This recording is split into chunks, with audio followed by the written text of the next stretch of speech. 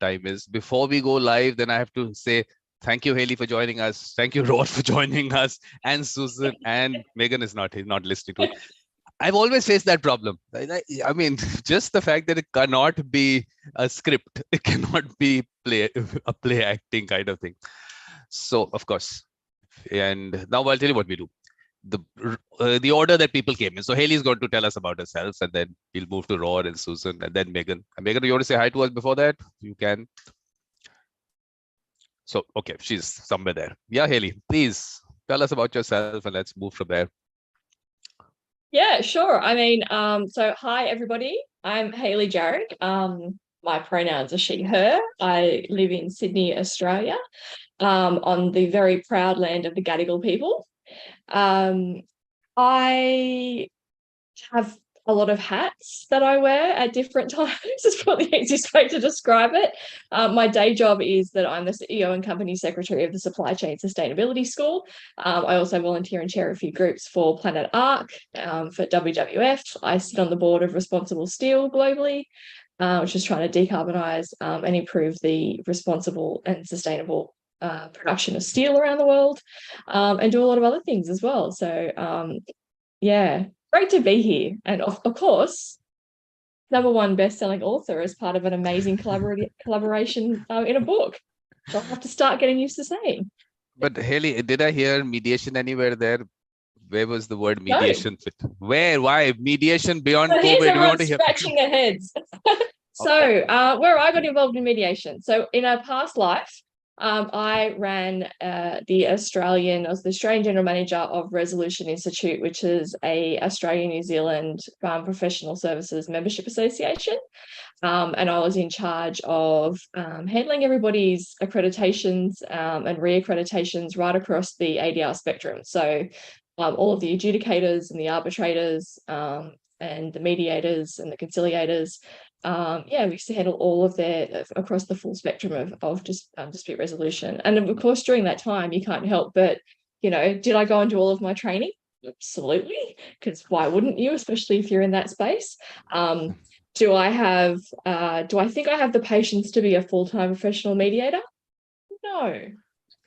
Sarah's, yes, we have to say hi to Sarah first. Our what do we call you? Our editor, our compiler, I don't know what word to use. Our team member. Our putting us together person, whatever.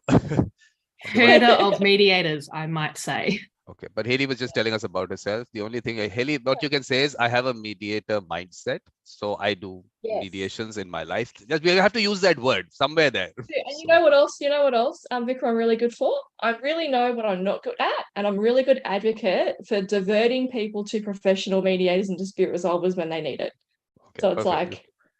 But let me tell you, Hayley, please, that training word not to be used with me. I'll start off and I go into a tangent, so you won't use that word.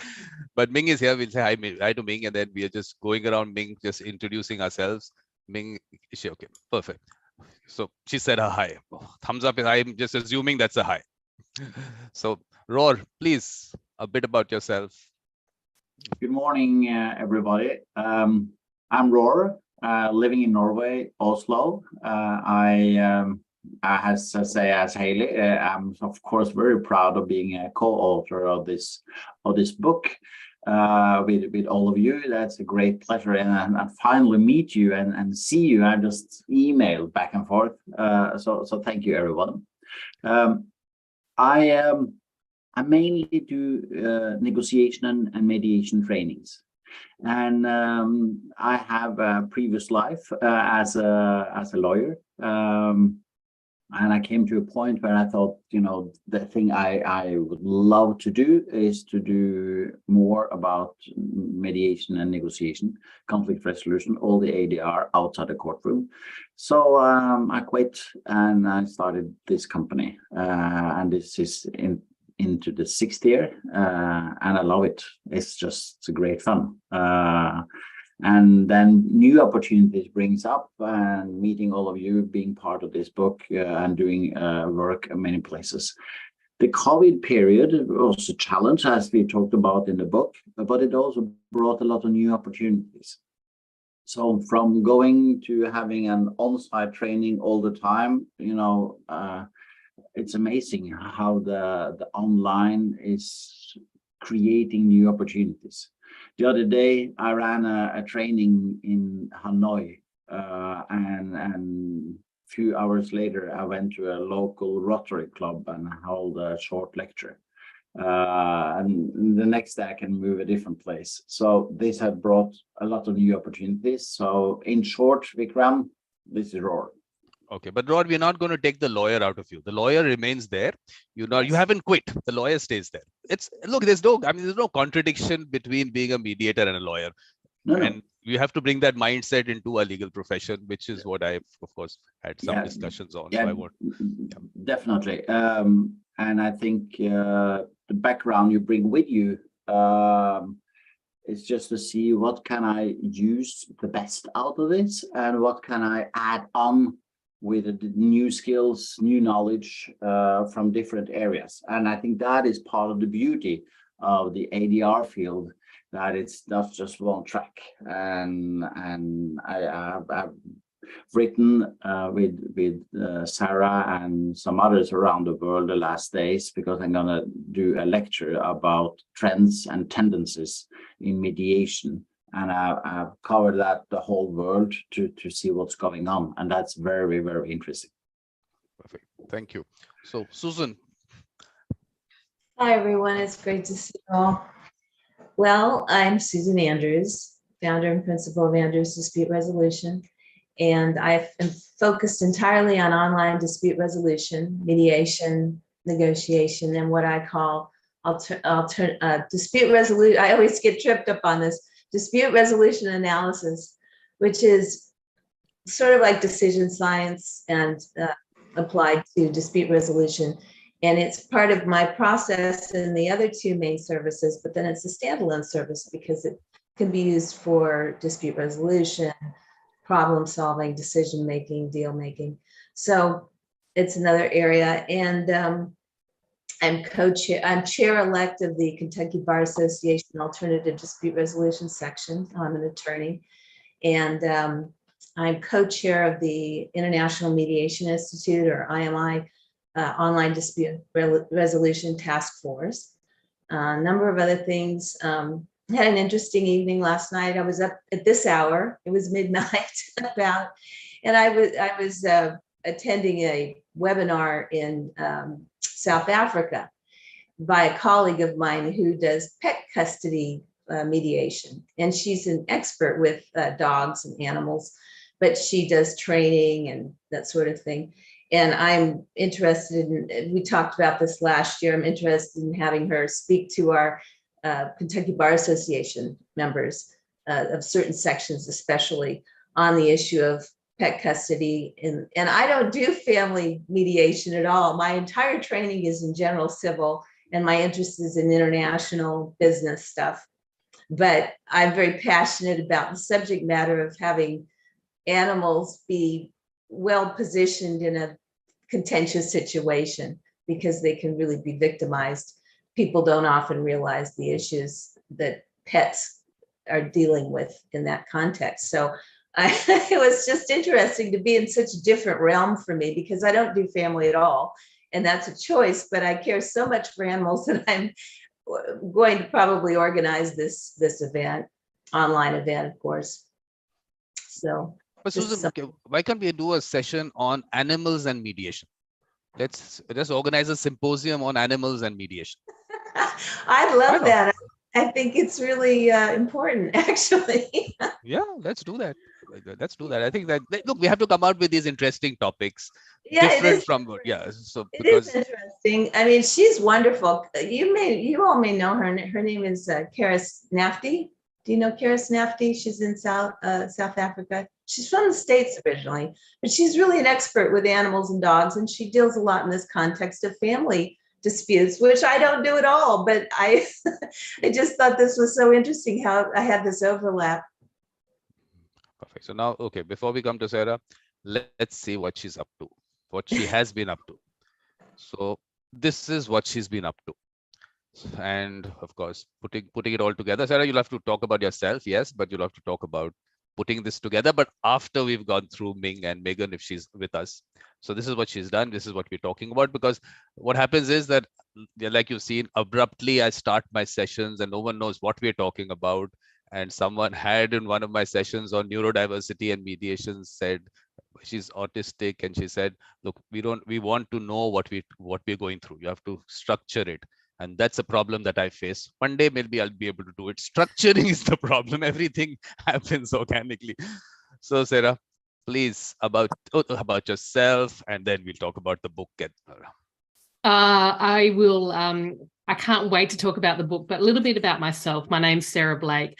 I love seeing my fellow authors on this page with me, but also a hi to everyone who's joining us live or watching this back from across the world. I'm a conflict strategist, I'm a mediator, I'm a trainer, I'm a best-selling author, and I'm really about empowering people to have difficult conversations and make wise decisions when there's confusion, when there's difference, and when there's conflict. It's really about just empowering people to talk and listen and perhaps turn conflict into an opportunity rather than something to be fearful of. And I think that's, for me, the thing that united all these people in this book. It's a collection of people that I knew already, people that I'd stalked on the internet and LinkedIn and got to know. And there was this thing that connected everyone around their passion for helping people through conflict. I'm busy doing a lot of different things. I am doing a lot of workplace conflict at the moment. Yes, mediations, but also around helping leaders deal more effectively with those complex people dynamics, helping them understand the conflicts, helping them understand their role and what they can do. And it's really interesting work. I'm doing also a lot of cross-cultural work, and I love that opportunity to, as Vikram and I have talked about, sit out under the tree and learn and listen about how culture impacts our decision-making, how we negotiate, and how we deal with complex issues in the world that we live in. And so I really admire Vikram for bringing all sorts of people together to have the conversations, and all the people you're all seeing today are doing the same. And it's super exciting for our industry as mediators, but more importantly, for the collaboration that happens across industry. But Sarah, the fact is we've had lots of interesting discussions, and the things that have come out of it. Of course, look, I put out a lot in the book because that's what it was. The COVID period has been that. So of course, I've spoken a lot about what I did, but the fact about the mediators as leaders and leaders as mediators, I think that's a very important area, which I'm trying to work on through the World Mediation Circle. But Ming is going to tell us about herself. And Megan said she's in the car, so she has audio, and I'm hoping that audio means that she's going to talk to us also and not just listen. Yep, I can hear you, and I'm here. Perfect. Okay, that's all we wanted to hear. That's it. So Ming, please.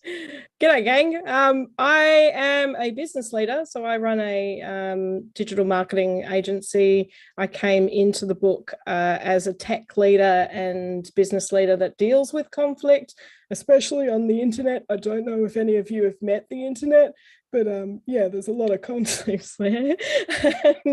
and I think there was a really interesting lens around COVID and having to deal with like this pressure cooker that everybody was sort of sitting in.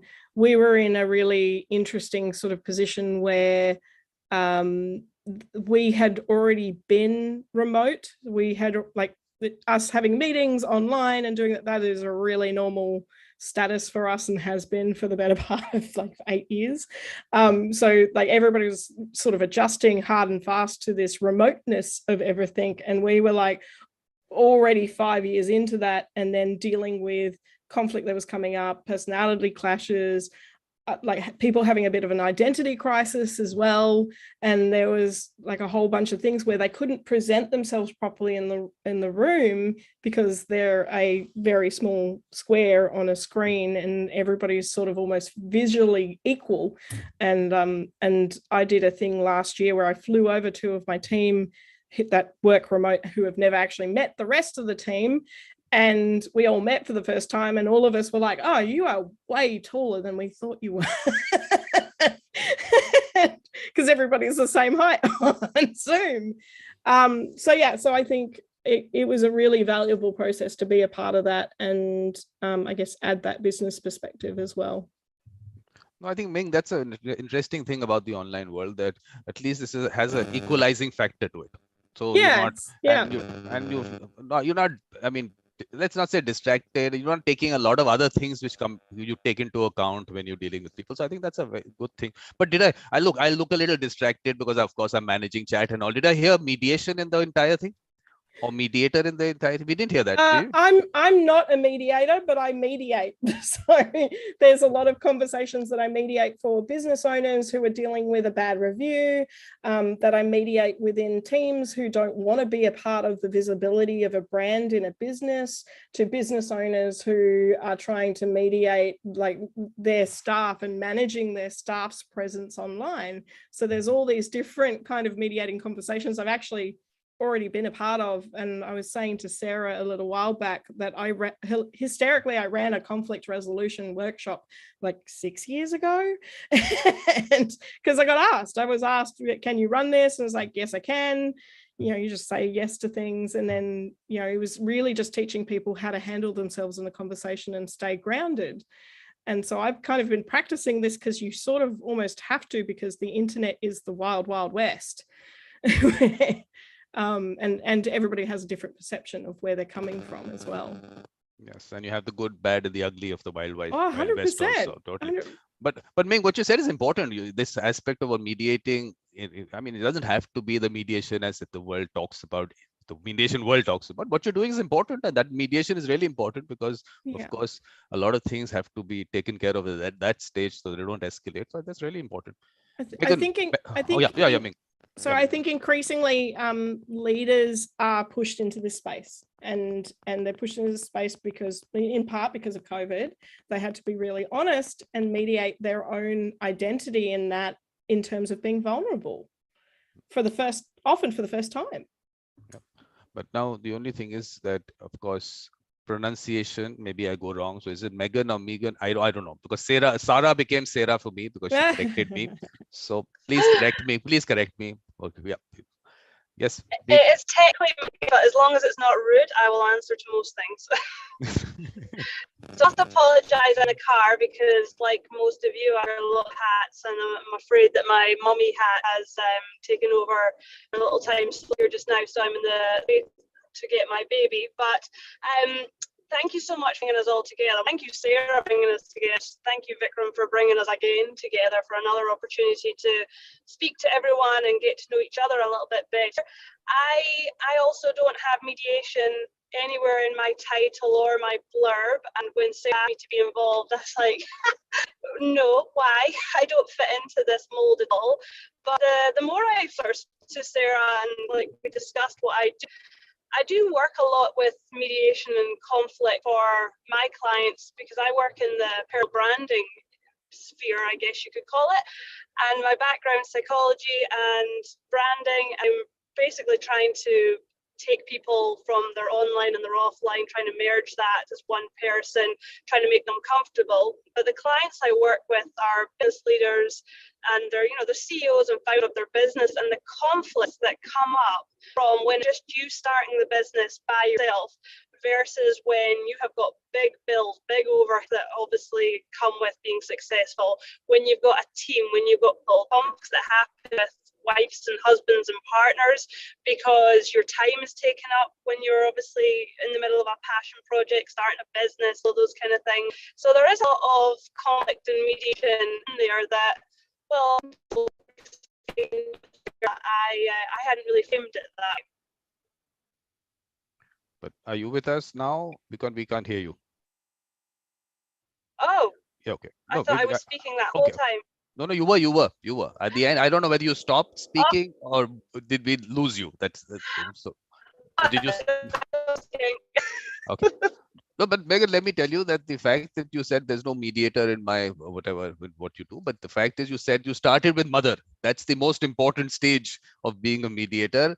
And there's going to be a session. This always gives me ideas. We're going to have a session of mothers as mediators and mediators as mothers. we'll have that, because that's a Oh, very yeah. important thing that I've been talking about, that aspect of how a mother deals with situations and what she brings in, the heart soul spirituality aspect of it, which, look, you'll hear a lot of that. I won't go into the heart soul spirituality seems to be something that I do.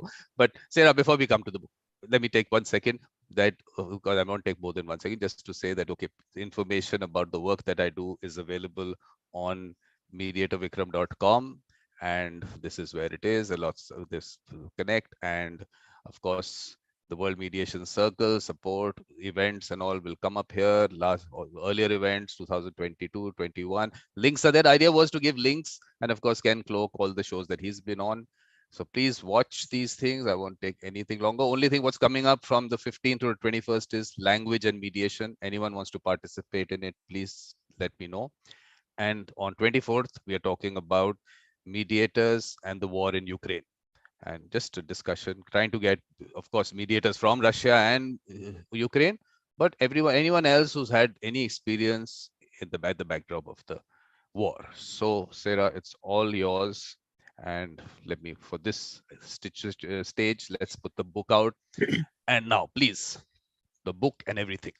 Well, I am so proud to, and honoured really, to have the opportunity to bring this book out to the world.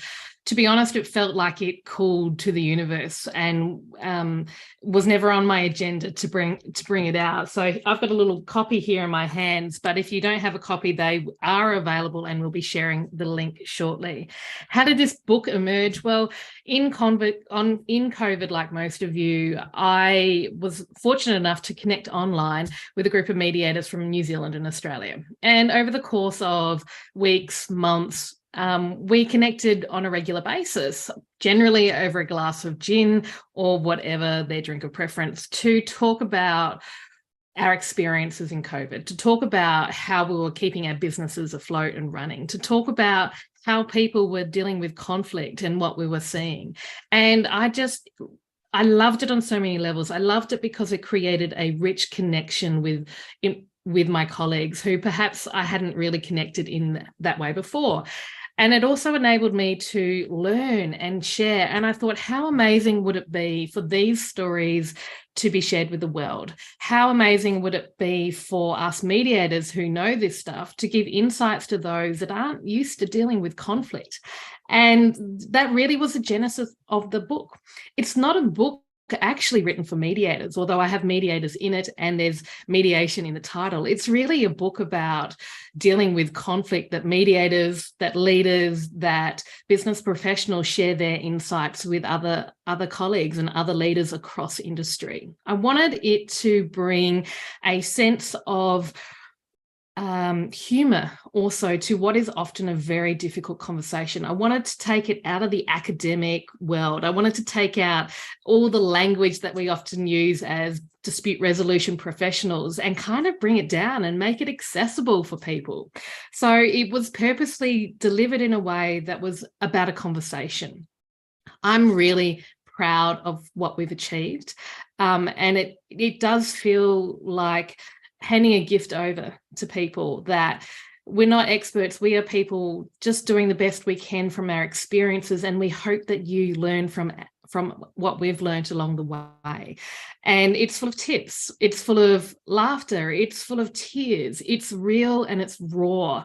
And that's what I really wanted, because so often we refuse to deal with conflict, or we avoid dealing with the mess because we are fearful, because it seems too much and overwhelming. And I just wanted to let people feel a moment of connection in the stories, for people to say, hey, yeah, I went through something similar and maybe I can learn. And what's been really interesting for me in this journey is hearing these messages from across the globe that resonate, to hear the stories from people that have never spoken or met before, and yet your story has a value connection to someone else. And so it really reaffirmed for me that we aren't isolated in our experiences of dealing with conflict, whether we're leaders or whether we're mediators or lawyers or IT.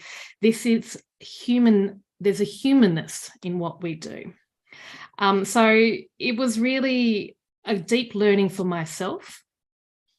I really love that you can pick it up if you're time poor and just read a chapter and then come back to it.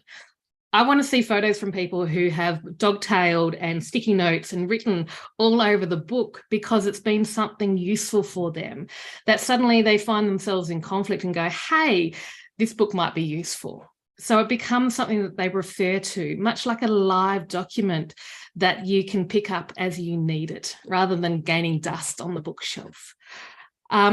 I really appreciate, I also want to acknowledge a couple of people in this book. Obviously, my publisher, Karen McDermott, but Ming Johanson, Ming and your team have been phenomenal. Ming really stepped up in ways that others may not realize, in that she provided the illustrations for the book. And I wanted to have them in there because there's a tactile aspect of a book when we get word heavy. So I love the work that Ming did with the illustrations and the way that her team has empowered us as a collective to get our messages out. And also Rhianna McDonald, whom has made this possible for me. As an idea, it sat on my shelf for a while, much like all of you. And I was percolating on this idea of creating a book, but how do you actually do it when you're so busy running a business, dealing with kids and getting on? And I reached out and I said, hey, this isn't going to happen unless someone helps me. So again, it's this notion of we can't do this alone, and it takes a team to achieve great things. This book wouldn't be possible without my team, and it wouldn't be possible without these incredible authors, some of whom are here today. We had 20 contributors, including myself, from across 10 nations, and there's more diversity in that as well. We've got gender, we've got nationality, we've got different ways of thinking, we've got different industries, different experiences, different values and different passions. And I love that this book also represents the diversity of life. And I also want to honour Ken Cloke, who wrote the foreword for my book, because when I thought about who might be my bee's knees, the person I can have in this book to set the scene, the tone, I immediately thought of Ken, because I've watched some of his work with Vikram and others, and it's been his capacity to link the big international conflicts, the environmental issues, the state-based conflicts, to the very on-the-ground, real, everyday work. And he's telling stories and he's helping the mediation profession get out there. And he said yes. And I was kind of blown away. And how cool is that, that you can bring this quality of people to a project and deliver it to the world. So I am very grateful for the time and the energy that the contributing authors brought to this book. And I think it shines in the quality of their work. So Sarah, you've now made us best-selling authors. Have you done that? And yeah. Thank you very much for that. Yay. And that to a person who doesn't read books. That's the best part. Well, we've got some pretty awesome stats, and I reckon Ming, you might be across them more than I am. But look, for those that are watching us live, but also for the authors here, we're best-selling authors in a number of categories online. So we topped off number one place in 3 categories. We maintained number 3 for 3 to 4 days. We hit a peak of 326 for book sales on Amazon worldwide. Wow. On this particular day, which if you just think about that for a moment, that is phenomenal. And you should all be so proud of the work that you did to share that. But hey, imagine all those people that we've actually helped in the world, and these messages are getting out. So I am enormously proud that you can all say you are best-selling authors and you smashed it out. But Ming, did I miss anything? No, you actually nailed it. Yeah, you got all the stats right. Yes. But Sarah, the important thing that you said about Ken was that he doesn't have this box that he talks about. He's open to talking about the whole concept of mediation as an evolving process, which is why I like talking to him. And we were celebrating that anniversary of my YouTube channel, and we had this conversation. But this is what I really like that he brings, that he's open, he's listening to other people, he's actually himself evolving as we go along. The only issue that comes up in relation to books with him is, which is also what I discussed with him, that he had some thought process at one point of time and everyone picks up his book, and today's thought process might have changed. How do those people know? Yes. That's the little issue with books that I have. So that's why on this show, I try to talk about how that change has happened. Even with Bernie Mayer, that neutrality aspect of it, what his thoughts on neutrality have been and where they are today. So I feel that is something which is important in terms of books. And I take this very seriously because some of us don't read them. So you are going to take me through the book because look, I haven't, of course I contributed. So that time I was reading what I was putting down there, but I haven't read my own chapter. I take it a little too seriously. So Hayley, you're going to tell us about the book to a person who doesn't read them. So please, your chapter, everything about it. I'll take myself off mute first, hey? You came in first, everyone. It's in that order. So my chapter. So I think that exactly like Sarah said, I really enjoyed reading everybody's chapters through this book. And I'm not a big reader either. I'm a big audiobook person. I listen to stuff while I'm doing 17 other things, and try and pull it all together, and usually listen to it at about 1.5 speed, not quite up to the 2.5 like some professionals are at, but that's kind of where I'm at. And I think that's just a lot about me as a person, I guess, in that I've always got something on the go. I'm always spinning 800 plates as I go and do everything, and I can absolutely empathize the whole who has time for books? It's only one place in one point in time. Usually when I start to read or do something, it's some weird fantasy out there, completely trying to take my mind out of the world, because, sometimes people who give birth to dragons are far more easier to deal with than people we deal with in everyday life, right? So that's kind of where I sort of come from. And in my day-to-day, I deal with some pretty heavy topics. So I know that Ming, you're talking about trying to resolve the internet is just no mean feat. And I talk to people about big issues like trying to move people into a world where we can try and mitigate climate change, and working with the industries that aren't necessarily already have drunk the Kool-Aid on this, sorry to use a phrase that'll get through in everyone's different cultures. It's people who haven't already bought into it. People who haven't already sort of thought it's a good idea. And I think that's where a lot of people sort of fall to in the world that I live in, is that you can gravitate towards people that agree with you. The confirmation bias in how we network and how we interact with people and the conferences we attend can all really make us feel like we're getting further ahead than we are in some areas. And so I've really made a conscious decision in my life to sort of really go head on and tackle the really hard areas. I train tradies on why they should have a higher, more diverse workforce, why they should hire women, why they should let the LGBTIQ community more interactive in areas like construction. I talk to directors on boards around why they should take modern slavery seriously, and while it's still a very current issue in the world. I work with the world's steel suppliers in order to try and get them to become better, more responsible producers through not only decreasing their carbon emissions, but also providing for their local communities, looking after their workers, taking care of all other aspects of their performance, whilst also trying to make money. And I think that these different things that I do have absolutely a lot of, I would say, how I go about doing all of those is grounded in the skill set that you need to be a mediator.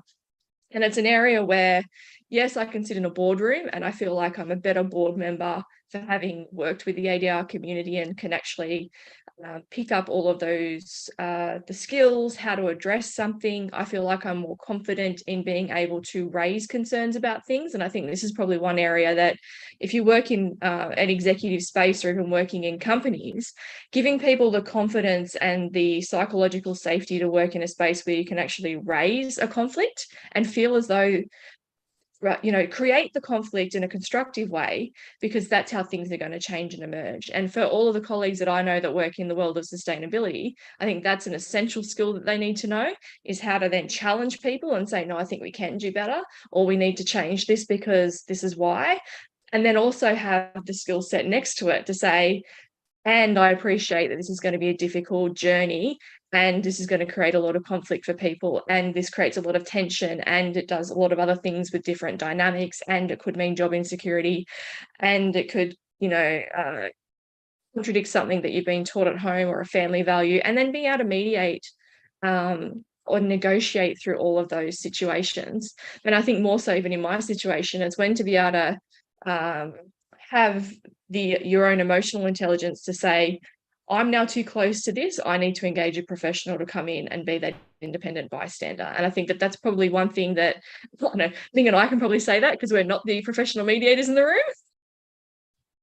We're trying to sound like we're tooting our own horn, but I think that everybody individually, there's only so much experience and training that you can get to, and which you reach your own limits of your own capability, and then you can engage professionals to go further. And I, for one, am a massive fan of that. I love to surround myself with people who are much better at me at things I don't understand, and I have no intention of learning how to be great at those. I love being a generalist. I know enough about everything to get myself in trouble, and I know that I have the networks to divert it to the right person when I need to. And I think that in terms of even conflict and dispute resolution, that's where I key to. I still have some amazing contacts that I keep in contact with after working at Resolution Institute, Sarah obviously being one of those.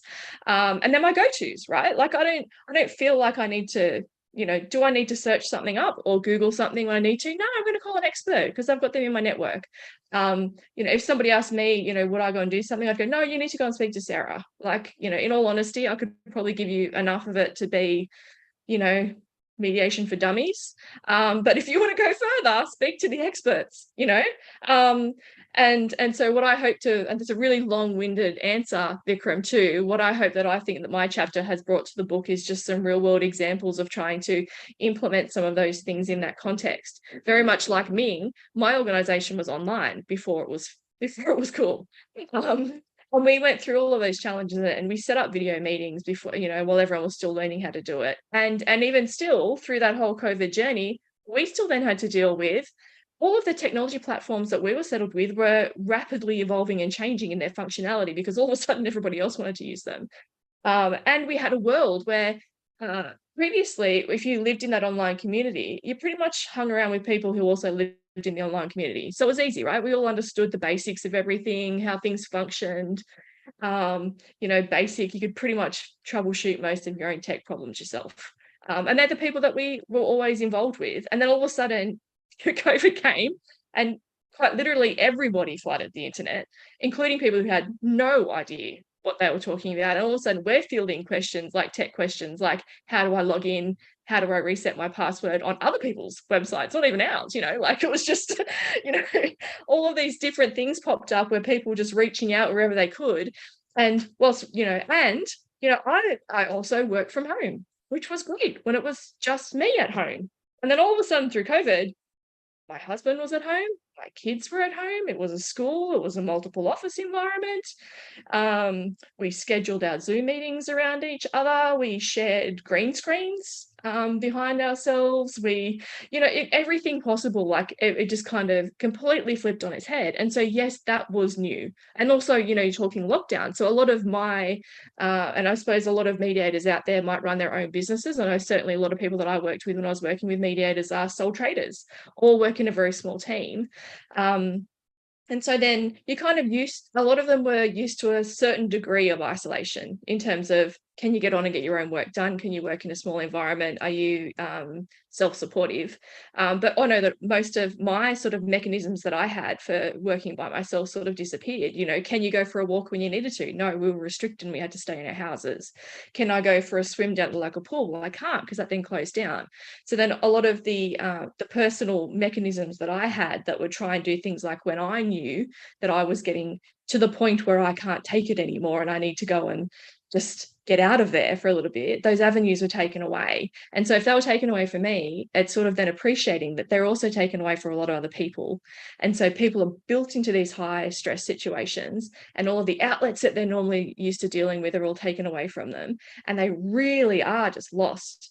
And the analogy that I used in the book that Ming so delightfully illustrated for me was that sort of my world before before COVID was everybody sailing on very calm seas. And I'm sitting on the shore with a light, like in the lighthouse, saying, please come towards me. I'm going to help you fix climate change and resolve all of your social issues and sustainability, and come towards this beacon of light and I'll help you. I don't care whether you're in a, your dinghy, whether you're rowboating, whether you've got a sailing boat, whether you're in a giant tugboat. I don't care what boat you're using or if you're swimming. I'm here just flashing a light. When you're ready, come to me and I'll help you. And that was sort of the world that I lived in. And then COVID hit, and it was just this massive storm hit the water, right? So then all of a sudden, people were running, they couldn't refuel, they were running out of gas, the winds were changing in every direction, sails were being ripped, oars were lost, people were literally up the creek without a paddle. And then I'm still sitting on the shore with my lighthouse spinning around saying, please come and talk to me about something really important. And nobody really had that capacity to be able to even get to me, even if they wanted to. And I think that that's kind of all of those fun and games and stories was what I spoke about in the book. But I'm going to be quiet now because I could talk for the whole time by myself. But that's a really long chapter. If all that is covered in that chapter, then what is how many pages are there in the book? I mean, how many You don't pages? have to read it now, Vikram. No, but I'm just thinking that if all that is there, it's over 300 so pages. she has what, 200 pages for Hayley? Well, how is it? Because if all that is in the book, then it's a long chapter. We edited it down. Yeah. Okay, so it's good. So basically, Sarah, what we can do is that let's put clips of the people who are talking about the book here. Let's put them with the post. Let's put a post with that clip, because obviously you've covered more here than what is in the book. I am hoping that, because the chapter could not be that long.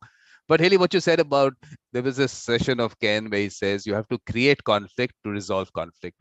So that part of it, what you said there. And the other thing is about the audio. You listen to audiobooks. Look, I have what 500 videos.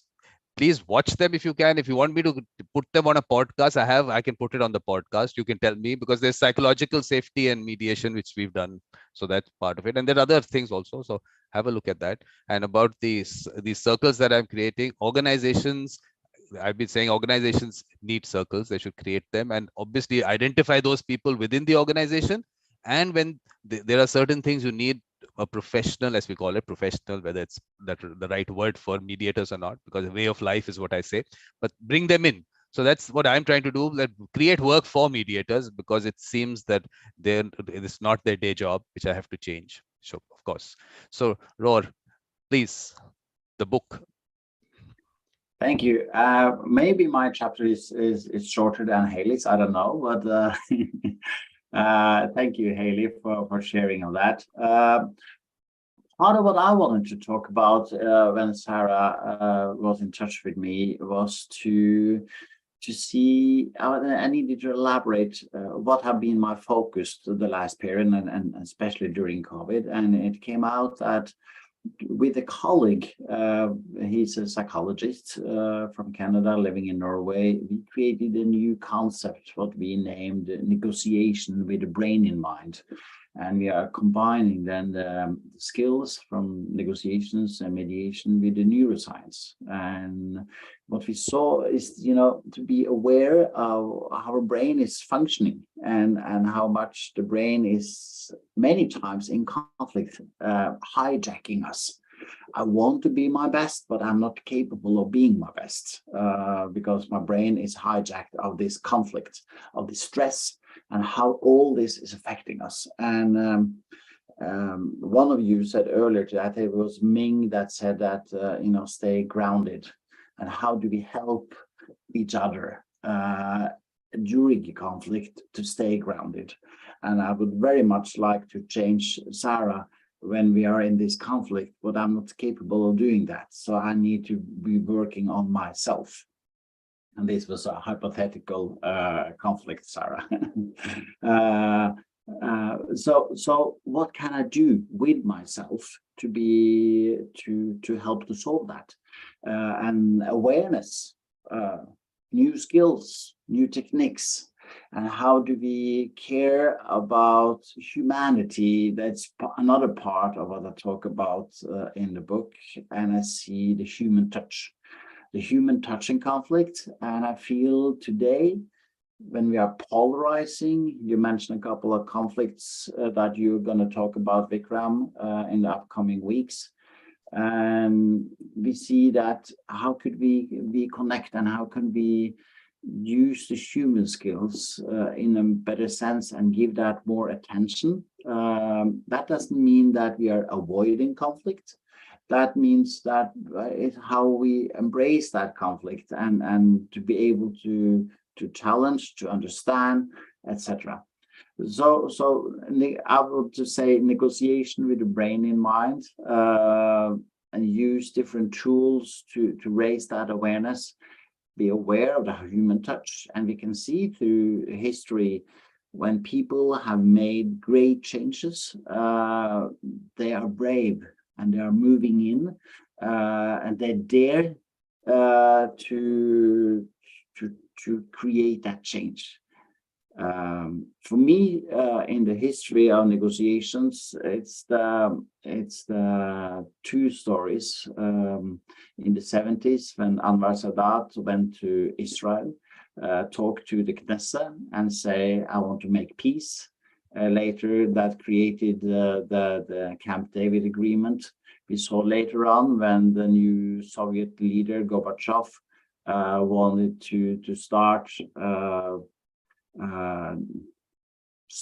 the stop of the Cold War, and how they were able to get to know each other, to understand each other, come from different cultures, come from different areas, and to challenge their old culture and how to do things and solve things, and how you should be when you are a leader. Today, we can transfer that to how to be when you are a businessman or a lawyer or a mediator. And what I care a lot about is about that each of us find our own style and way of doing it, with the awareness, with the skills, and with new techniques that we can learn from the community we have around us. And what COVID brought for us is the connection that have a much wider range than we had before. So the ability to learn, and we heard a story from Susan now to South Africa and the dogs. It's so many stories and opportunities where we can say, I learned this and bring this, I twist it and make it into something different. So negotiation with the brain in mind, humanity, and being a facilitator is part of the elements I have talked about in the book. So please read it. Perfect. Now that the human touch, definitely that part of it is the important part. And of course, bringing your authentic self, which, I mean, I don't know whether I wrote about it, because we had a conversation. She sent me something, and look, sorry, Sarah, because the mediation world, I can only spend a little bit of time. I can't give too much, because I've been telling people, if you want me to spend more time, become a patron, send me a gift. It doesn't happen, so I have to keep limiting that. So it was a last minute deadline kind of thing. Sarah said it has to be here by so and so date, so midnight I was sitting and doing it. So I'm sorry, I could not put in everything that she also took out from our conversation. But the authentic self aspect is, I think, the important part also. With Megan sent me a message that, what do you expect from us in this conversation? I said, all you have to do is bring your authentic self. The easiest, and for some people the most difficult thing to do. And I think that's what the whole concept of mediation being. But Roar, you spoke about neuroscience. There is one session on neuro-linguistic programming and mediation, which I did. Please watch that. Look, I think simple thing on YouTube is you can just search Mediator Vikram and write a topic. Chances are I might have covered it, so you'll find some video on it. So please do that. Or you can maybe, I don't know where else you can find the title. But Susan, I should have come to you first, because I know the post midnight Susan might not be the same as the early morning Susan. So I'm sorry about that, but I mean, sometimes this time difference aspect, we have to take this a little bit into account. So, and I actually thought that Ken will also be able to join us, but he said he sleeps early because these days he likes to rest early. So that's why he couldn't. So please, Susan, the book and your chapter and whatever. My chapter, well, first of all, Sarah, thank you. This has just been such a wonderful experience. Thank all of you, all of our authors, co-authors. It's just been such an incredible experience, and it's ongoing. It will never end. It is a living, breathing book. What we've done here is something very special, and it will just continue to impact. what I think I've realized about my chapter is that my immersion, because of COVID and because of what my trajectory going into the pandemic, I was already completely focused on online dispute resolution. And then all of a sudden, everybody was going online. It was a really surreal experience for me because I was in such intense training. Not only I had already completed my mediation training, negotiation training, and then I was already well into my online dispute resolution training, which was very specialized and very unique. And there weren't a lot of us doing that. And then I had already completed one 12-week session of that. I've repeated it 3 times just for fun, but but I had already completed that in December of 2019, and I had completed it while I was in California visiting my family from Kentucky. I'm from California, but I had moved here a few years ago, and I was back staying with my brother. And I'll never forget it. I had my last online class, and this is before we even knew about COVID, but only within a month. So here it is, December. I'm in California, and I'm about to fly back to Kentucky. And then all hell broke loose, as we know, shortly after that, because there was that slow creep of the realization that we were dealing with something devastating here. And then by March, of course, it was officially declared, and then we were all going through what we were going through. But in my chapter, I start a little early on in my career because I start with how I got into what I do and in online dispute resolution in particular, because it was so relevant to COVID, since the subject of the book was around the COVID time. But I had to go back in time a little bit because of where I began and then what happened when COVID hit, because I was sought after for my knowledge, my experience and my training. And I was very deep in developing my own platform and process, and then figuring out what services I wanted to create around all of that. So it was very strange because I hadn't yet gotten to the business development phase. I didn't even have my website up yet. I was working on my website and all of this stuff. So what was really incredible for me was that COVID hit, and then I got swept up in this professional experience where I got totally immersed in the industry of mediation and dispute resolution, and then online dispute resolution in particular. So I was being asked to serve in various leadership capacities because of the knowledge that I had. So the American Bar Association, for example, had its first Tech Expo. It was called Tech Expo. It was the inaugural Tech Expo, and I served on the planning committee with many of the attorneys and mediators that many of you know. And that was an incredible experience because it was an all online event, and we had entertainment in the evening. It went on for several days, and I hosted 2 evening entertainment events, but I was also involved in the more technical professional parts, but we were trying to make it an enjoyable week of festivities and learning. And then from that, I was asked to serve on the ABA ODR task force working group that was pertinent to private online dispute resolution. And this was the past 3 years that we worked on that material. And that was for guidance that was just published by the ABA about, well, there was the context of courts and private mediation and the technical aspects of developing online dispute systems, dispute resolution systems. So we were all coming from our different positions of expertise to contribute to guidance that was just published. So that was the past 3 years. But basically what happened was I kind of got derailed from my business development and got caught up in continuing to put things together in a highly specialized, highly technical way.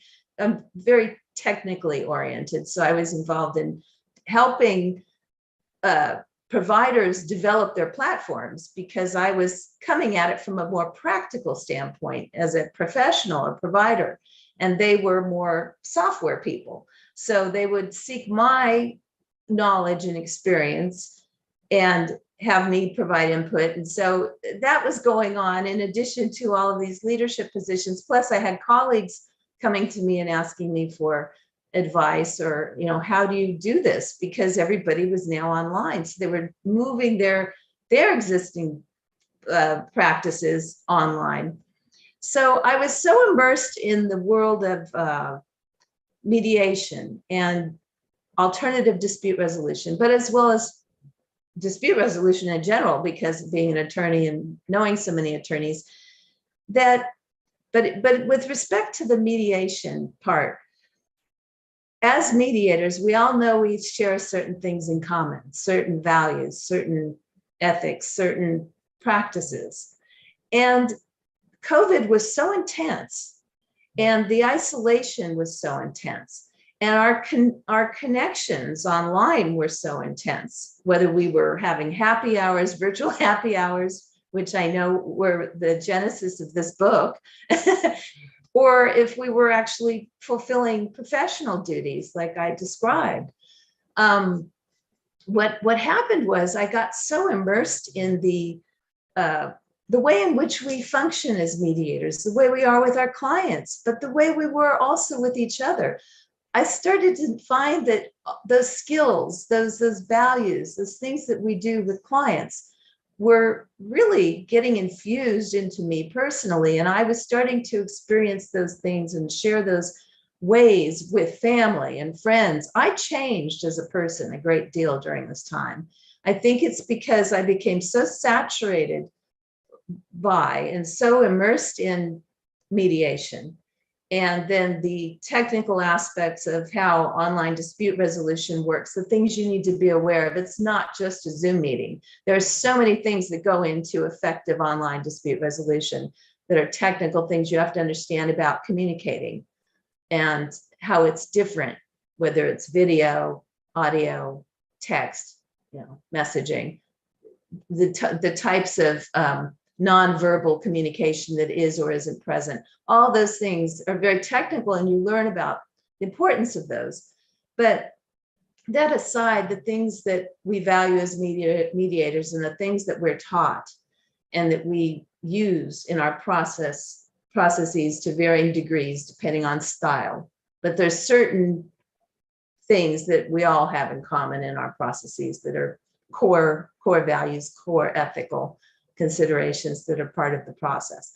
But I found that I was just naturally starting to utilize those skills in my personal life. Things were changing, shifting, because it was no longer that division of sort of personal and professional. It was all getting sort of swept up into one because of, I think, the isolation and the unique circumstances we were all experiencing together and how connected we were globally, really. And at the same time, that connectivity, in addition to the isolation, I think, created a very unique set of circumstances that may have been very transformative for many of us. It certainly was for me. And so I kind of shifted from the technical focus, although I never really shift from that. And I started to think, I got more into this dispute resolution analysis, or how do people go about making decisions? And so my focus increased in that area. How do people go about dealing with the emotions and the subjectivity that can make it so difficult to make successful agreement or resolution of disputes, and how to honor the feelings, the emotions, the subjectivity, but effectively, efficiently, and ethically move them from the emotional intensity to more logical decision-making, and then trying to set them up for successful agreements or resolutions, meaning lasting, not just peaceful, but something that can stand the test of time and remain in place, or be modified as needed. But so that's sort of what my chapter talks about a bit, and other things too. The importance of not so much reacting, but responding to situations. And by that meaning, pausing and just being patient enough to consider what's going on and make intelligent decisions, the emotional intelligence, things like that. We know, we all experienced this in the COVID situation, how critically important that was to respond and be careful how we react, because the reactions could be highly destructive. So just the nuances of these things became really intense and really important through this experience, I think. There's so much to say. I mean, when Sarah asked me, it was really my first opportunity to reflect on this whole time. I hadn't really yet done that. So writing my chapter was my first pass at that. And ever since I've written the chapter, it kind of got me thinking and got me continuing to reflect. So that was the beginning of my really starting to reflect on that period and on this period, which is a really good thing. But I feel it's sort of still fresh and new. But Susan, tell me, all this American Bar Association, Tech Expo, did they have a session on how to be yourself even post midnight like this? I mean, you have to tell us how you did this, how you do this, because I'm not my conversational best maybe after 10 o'clock. And Ken, obviously, for him, Pacific time, I'm sometimes at 10:30. So please tell us about this. Or have you spoken about it in the book? I don't know. I'm just glad if I was able to do it any justice just now. Well, I think, well, I tend to be a bit of a night owl. You call me. Yes. Young wise owl, which I'm very complimented by. But I'm trying to actually change that. But yes, I'm a bit of a night owl. I have difficulty shutting off my brain, and so it seems to be really intense at night. And so as I get older, maybe that's changing a little bit. I have to make a bit of an effort with that. It's something I would like to change my body clock that way, I think. But then again, the international aspect of what I do, and it sort of helps to be flexible in that way and have that energy level at this hour, So Susan, I don't think you're a night owl.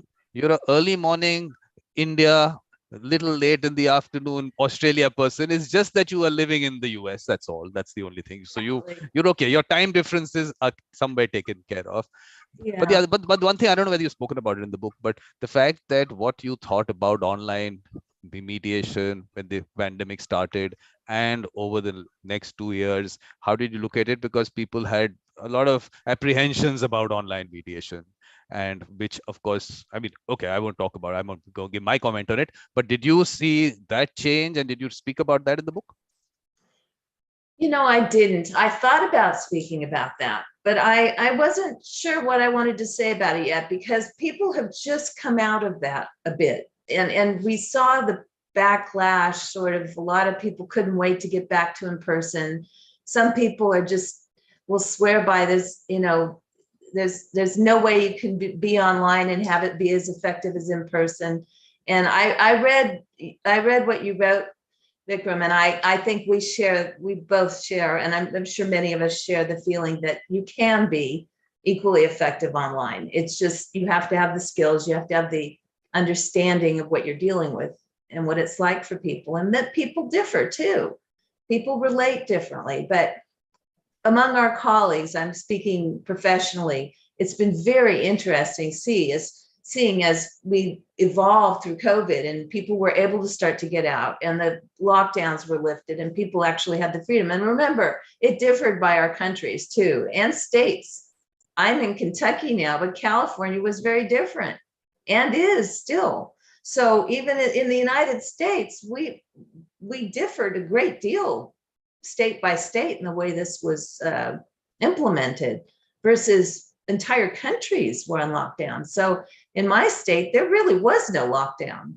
And in fact, I was very isolated compared to most people because I was protecting myself, because I was very concerned. But not everybody felt that way, and they had that freedom here. But that wasn't true everywhere. That certainly wasn't true in other countries, and it wasn't even true among certain states in our country. So everybody's experience was a little bit different, and yet we were all sharing the fears and the varying levels of how we dealt with that.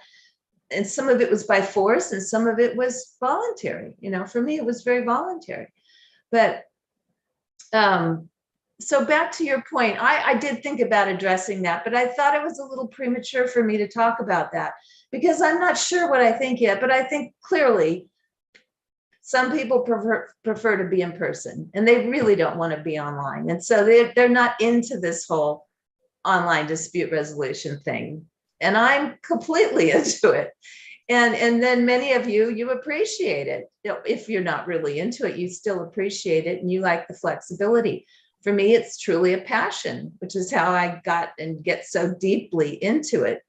But I think that there are still many people who could not wait to return to in-person, and they could really do away with being online for certain purposes. They would much rather meet in person. So it's very interesting. And while we were going through all this, I was hoping to maybe get our court to go online with the program I was involved in doing court mediations. And I really didn't make any headway with that. And it could have been maybe they had budgetary concerns because it's not a funded program, but I'm not sure. I think there's many people who still prefer to meet in person, and they really don't, they're not comfortable with it. They don't think you can be as effective, as connected. And for those of us who are really into this, we feel differently. We just understand the nuances of it. So I think the jury's still out about this. I don't think it's completely taken hold yet. I think as people had more freedom again, we saw how that went. People were wanting to get back to meeting in person. They weren't necessarily going to do online what they could do online. What do you all think? I'd love to know what you all think about that. I haven't figured out how to mute people in person yet. But Susan, you're not allowed to do that. You can't let everyone else come in because Hayley is waiting to come in, and we can't let that happen. I stopped. She did unmute herself in the middle, and I stopped her there because you do understand that that's a long chapter again. We got to start. But Hayley, we'll come to you. I'll tell you, I'm normally put everyone on the spot, but here I'm giving you people advance warning. You are going to talk about each other's chapter after Sarah finishes her talking about it. So you are going to, please be prepared for that. You're going to talk about each other's chapter. At least the people here and everyone else's if you want to. So you are going to do that. But the only thing, but Susan, for me, it was always been my living room. Michael Lang says this is coming into your living room. For me, this online world, that's why it's been comfortable. It's been the same, no difference at all. So for me, it's maybe different. That's the way I function, even professionally and otherwise. So it's worked for me. So Ming, please.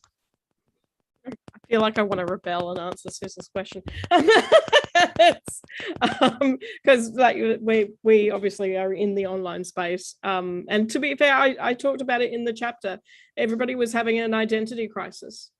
Like a lot of leaders really had an identity crisis because they spend often, at least on our side of things, because we're in marketing and visual, people spend a lot of time curating and perfecting how they're presented in any shape, and that isn't in a physical meeting. In a physical meeting where we're almost more empty, whereas online we could like at least in our space, it's very great.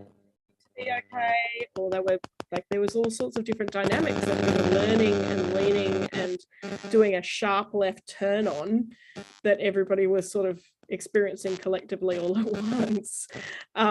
So that was one of the things that I talked about in my chapter. I think the main thing that I spoke about was I found myself in a situation where I was seeking advice from people. I was making, like you, Sarah, Susan, I was actually in the business. I was like, oh, crisis is coming. This is going to head on. Ming, can I come in for a second? I think there's this little bit of a disturbance. I think maybe your cable might be a little loose somewhere. So and I might switch my microphone. Yeah, maybe it's because so I think. Is that better? Yeah, at least, yeah. There's no disturbance right now. Yeah. So I had to make decisions I felt that were going to provide security for the next 5 years, irrespective of what the outcome was going to be from a pandemic. And what the pandemic presented was a lot of uncertainty that nobody knew how to navigate, because we'd never been through it collectively and also been connected on the internet all at the same time, all at once. So there was a lot of very new, very sharp left turns for lots of people. And I made the decision, at the time, I had 3 contractors who were working for me in my business, and I employed them all. I all gave them employment. I jumped straight to full-time employment. There was no, oh, let's put them onto a casual employment and maybe we'll see how it goes. It was more of a, no, full-time, you have certainty, you have security, this is important. Over the space of the pandemic, we doubled our team in size. And the things that happened in all of that gave certainty on lots of different levels. In Australia, particularly, and in WA particularly, Western Australia, there is a rental shortage. So I knew that about halfway through the pandemic, there wasn't going to be a place for our team to be able to move to. Their rental would be up, they wouldn't be able to move to a house. So they needed to be in a financial situation where they could buy a home and have security. And that became a really important fixation for me, because that, like, it's instrumental in people having that security, especially when there's so much chaos and so much uncertainty happening at the time. Just to add a little bit of context to that, I have a diagnosis of PTSD. So I'm actively engaged in conversations about mental health. And the funny thing about PTSD is when you are in chaos, that is your calm. Chaos is like the perfect space for me because I deal very well in chaos. If there's a crisis, I'm on. I will find a solution to whatever's going on, and I will look for controls on the things that I can control. And you learn that as a result of trauma and therapy and working on it for many, many years. So when other people were like, what do we do? What's going on? I don't know how to cope. Holy Moses. I was like, cool, well, this is what you're going to do. This is what we're focusing on. These are the goals. These are the things you can control in your environment. Like, even to the point in the discussion with our teams, it was, what is your work environment? You're at home. And like Hayley brought it up earlier, it's like you've got your partner who you've never met before because he's yelling like he's the boss of everything. And we're all experiencing our partners in a really different dynamic because we've never heard them that way before. And then we've got, kids or pets or things wandering through the meeting, like Susan having Sagan like in the meetings and everybody being used to that.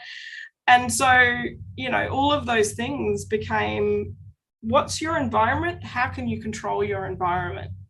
Have you got plants in place? Are you keeping something alive? Are you, have you got something that's tactile that you can smell or touch or feel or taste?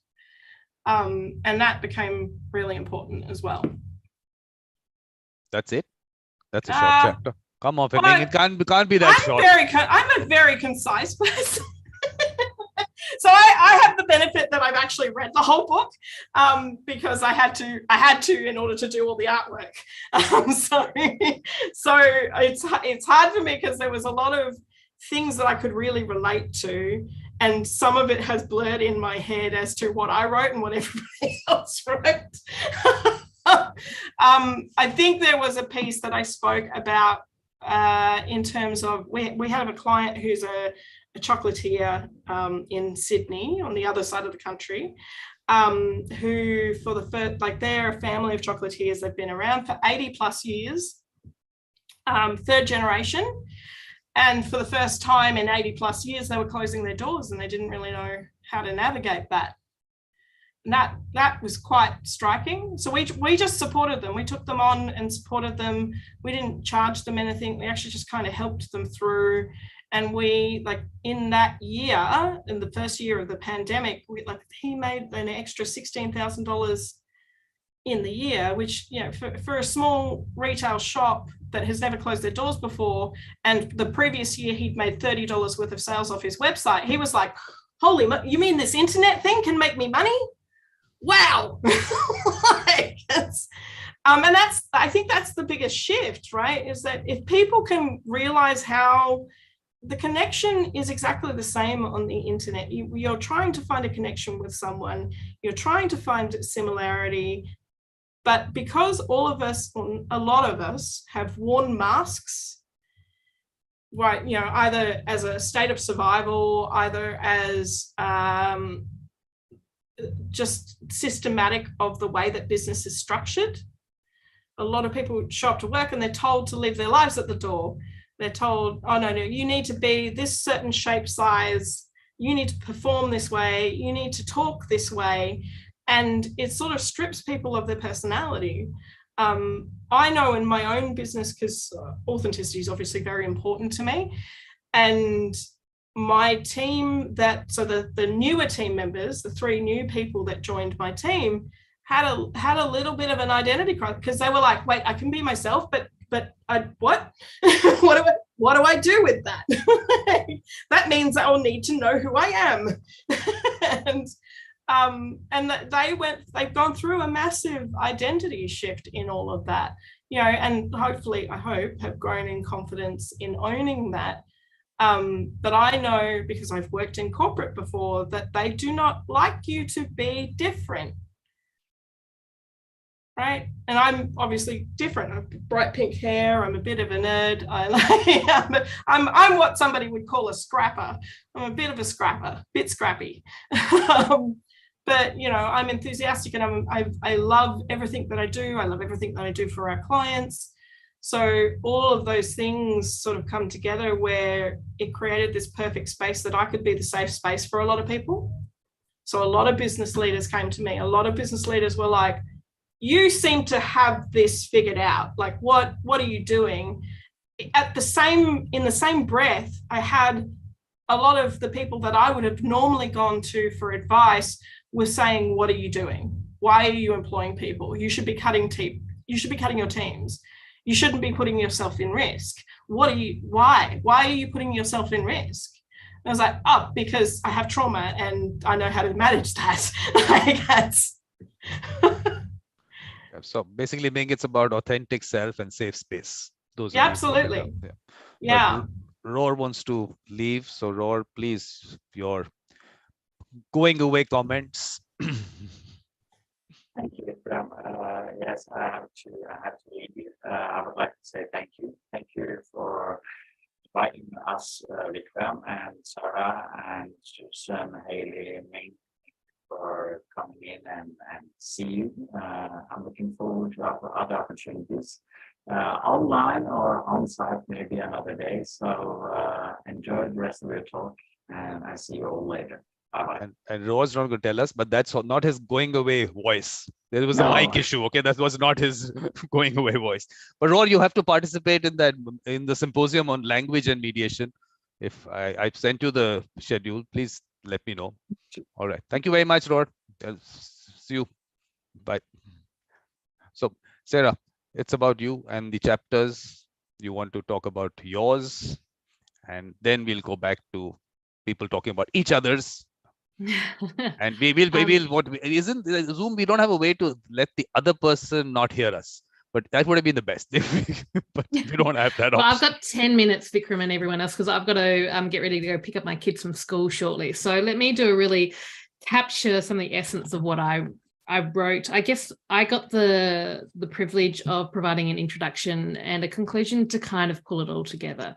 So in the introduction, it talks about how this book came about and what I was hoping to achieve. The great thing of putting this book together was the chance to talk with everyone, to edit their pieces down and help them clarify and shape their messages, to help them find their voice in the writing of this book. And then to be able to draw together those insights at the end. I really enjoyed it. I feel like I could have written a whole book just on that experience itself. But I wanted to share with people, I guess there were three key themes that really jumped out for me. And I talk about these in my concluding chapter. The first one was really about our people and ourselves. One of the consistent messages that really came out in everyone's stories was recognizing the humanity of us and the impact that COVID has had on us as individuals, on our people, and how we have dealt with that.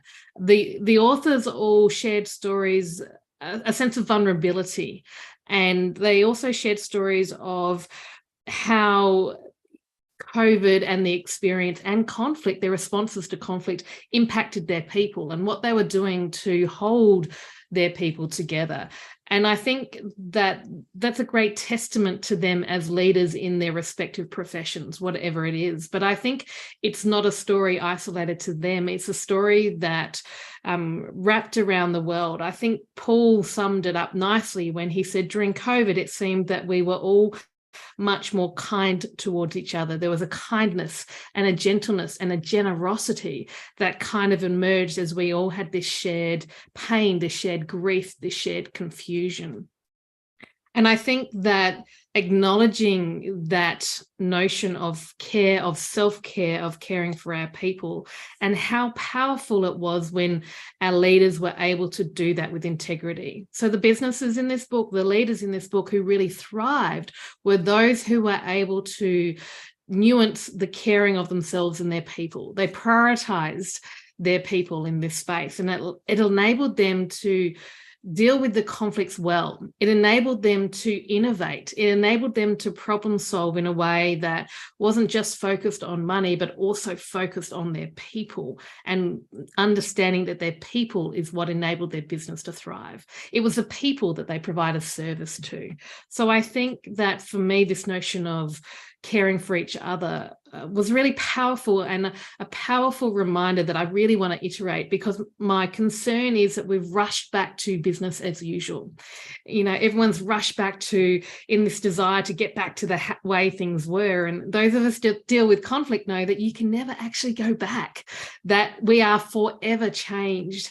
And this moment to reflect in this book around how we brought our humanity to the table is powerful.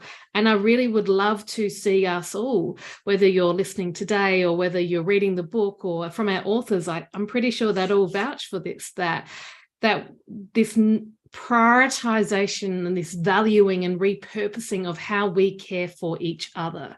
Let's not lose that, because really that was a strength that came out for us as a globe, navigating this COVID pandemic. That was some of the most powerful stories in the book, is how we cared for each other. So it was some of the most lasting lessons I took, was how people shared their vulnerability in their storytelling because it created a connection. So our people and ourselves was one of the core messages.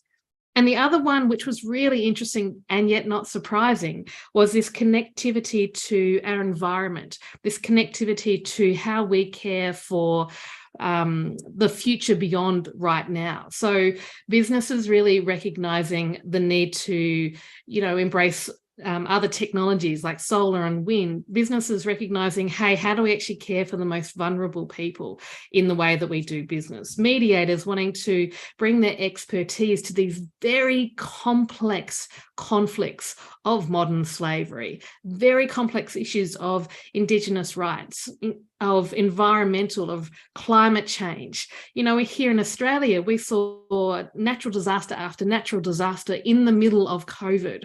We were confronted with all these devastating losses and the impact of nature. And so it was really interesting to hear the stories weave in around how we as leaders and professions have refocused and re-engaged in the environment in a really different way, how it's now impacting directly the decision-making, the business decision-making of not just big professional companies, but also the everyday mediator, also the everyday leader. And how can we combine these caring for the environment and caring for our people in a way that allows our businesses to thrive? Because I think that's what we're learning. It's not one or the other, it's nuanced, and it makes space, it makes possible something really new and different. So I think they were the real themes that stood out for me, as well as the notion of good process, of how important a good process was enabled people to feel safe. A good process enabled people to have a voice. It enabled people to, a good process necessarily address cultural differences, neurobiological, gender, cultural, all of those differences, when we acknowledge and value them, can be built into a process that is fair, that is meaningful, and can create change. And everyone's stories touched on the value of a transparent, a fair, and a clear process. Yes, but good thing that you mentioned modern slavery. We have to do a session on modern slavery and remediation stuff soon. Yeah. So the only thing, look, between Hayley and Susan, you decide who comes in first, talking about someone's chapter. She's at post midnight. We want to give her the chance, but you came in first, Hayley. So please, between you, whoever wants to go first, I'm okay with it. Okay, so Hayley is okay with Susan, you going first. That's what I can understand. But she wanted to come in between. Hayley, you want to come in right now, or you can talk about it later, whatever you wanted to come in for. Okay, please, Susan. Each other's chapters. And they're not listening. Ming is not listening. Hayley is obviously, she's busy doing something else, and Susan never listens. Okay, I mean, instead of doesn't listen. So Susan, please. I found your chat. I loved all of it, and I actually, I was thinking about your chapter, Vikram. I was really, it was my opportunity to get to know you better, and I loved it because I really got to know you better, and I got to understand what you've been doing all this time. Because I really wasn't fully aware, and so it was very interesting, your background in the law, and having you describe your perception of lawyering or legal work. I thought that was very interesting because you had the sensibility of a mediator as a lawyer, which was really profound. I mean, that was different because most attorneys are very combative. We're trained, to be very adversarial and it's about winning, it's and it's like going into battle. So it was very interesting to hear such a strong take. Like you were already in the mediation mindset in your legal work, which I thought was, many of us have been like that in our legal work, but it's more rare, I think, at least in my experience, coming from such a litigious state as California. It's highly litigious and very adversarial. And so it just is so different to hear someone describe their legal career as a mediator. And then I thought you talking about colonization and how that transferred over into how mediation is developing, I really thought that was fascinating and agreed with a lot of that, the problems that are being created within our industry as a result of it being developed by attorneys, by lawyers. It's very problematic. You made so many important observations that I can relate to here. And I just was really impressed with all of that wisdom. And I think there needs to be more of that discussion. I talked a little bit about this on my first and on my inaugural podcast with Delcy Lagonis Dinglin about the Singapore Convention. And I interviewed her for almost an hour, and we had a discussion about the Singapore Convention because she was involved in the working group that drafted it. And I remember being fixated on that aspect about so many of the participants were attorneys and arbitrators but hardly any mediators, and yet it was being put into place for mediation. So that sort of said a lot right there, and was consistent with what you were talking about. Just what the influences, where the influences are coming from, and what the effects of those influences are on our profession. But Susan, you're going to continue. I'm just pausing you for a second because Sarah wants to leave. She wants to say bye. You're just paused, okay? You're going to continue right from there. Yes, Sarah. I don't want to leave. I've got kids I've got to leave for. So, look, I just want to say again, thank you, Vikram, for hosting it. We're going to put the links up so everyone knows where they can purchase the book from. And I really, again, thank you, contributing authors, because it's been an absolute delight. Like Susan said, this is going to be an ongoing journey, and stay tuned because there's some really exciting things that we've got brewing in the background that will be great opportunities for the authors, but for the wider population out there watching and listening. I think we're on a bit of a mission to help these conversations happen and help people deal with conflict really well. So how exciting, and thank you so much. Thank you, Sarah, for putting all this together and, of course, making us best-selling authors. So thank you very much. See you later. Bye. So, Ming, the thing is that each of us one day have to leave, okay? But I hope you're not in a hurry to leave. That's all. No, I have a client meeting that I need to head off to. So I very much appreciate. In how much time? I need to leave in about 10 minutes. Perfect. We'll come to you. The only thing, I can't stop Hayley for so long. There's a dam out there which is waiting to burst. Yes, Susan. Yeah, people can, right from there, you was talking about it. Very nice things you were saying. So I want to continue from there. Yeah. Oh, did you want me to continue? Yes. Okay. Well, just so I was focusing on your chapter.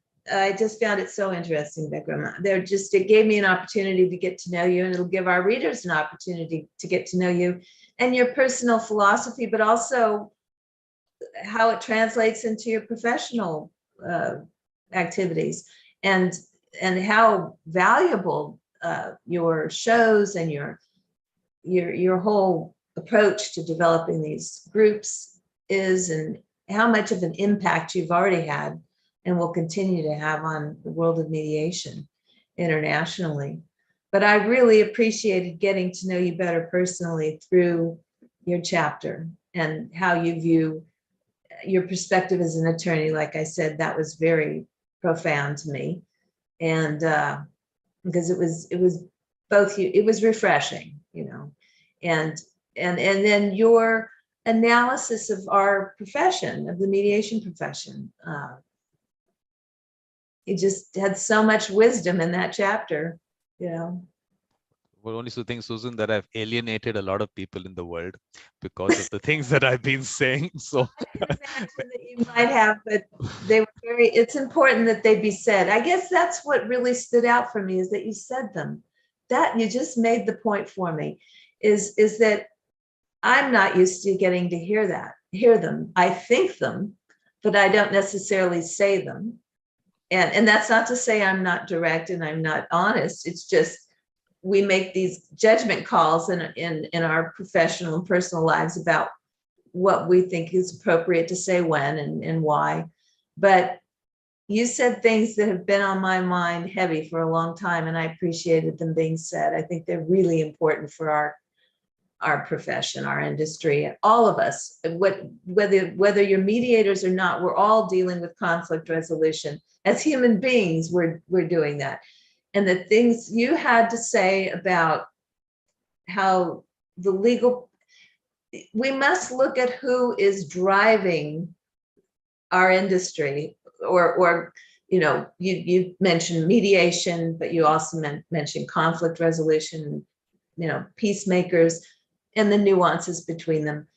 But just as business people, you made a very important point that we should look behind what's occurring and see what's driving it, because it has such an important impact. And in the context of mediation in particular, the fact that so much of it is being driven by the legal profession is very impactful and not necessarily in a positive way. And I say that as an attorney.